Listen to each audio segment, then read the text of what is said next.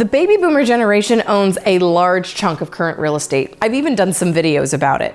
And the tug of war between boomers and the up-and-coming homebuyer generation is going to continue because not only are they staying put in their houses, but when it comes time to sell, they're not doing upgrades.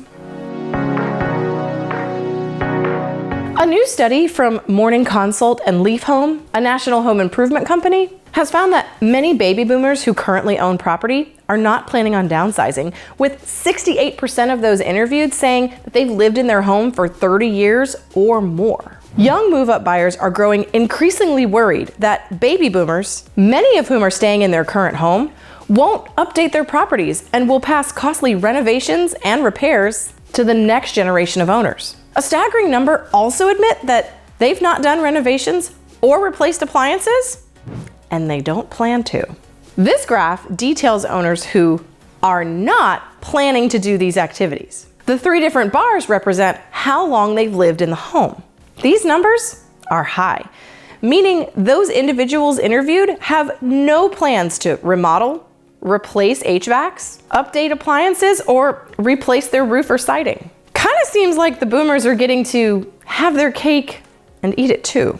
Living in homes at a very low cost, sitting on massive amounts of equity, and not necessarily having to make any major changes in order to sell their home. Seems kind of like a win-win for boomers. For incoming buyers, this is adding to already mounting affordability concerns. Will they be paying a premium for a home that also needs a ton of work? The term used in this article from Realtor magazine is called a time capsule home.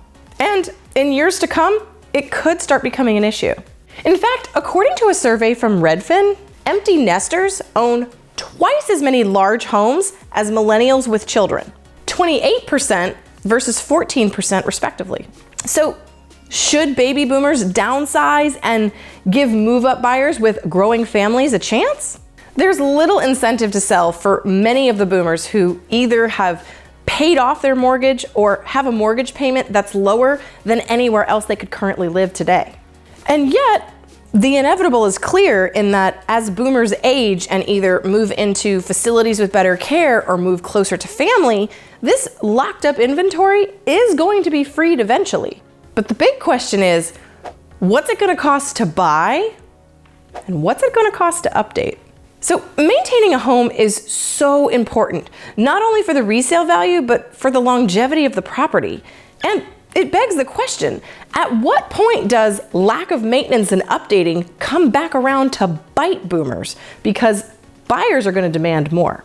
Because for now, the boomers, one of the largest generations, really do own most of the property. But would it shock you to know what percentage of property that boomers own in America? I'm Lindsey Johnson, your resource for all things real estate. See you next time.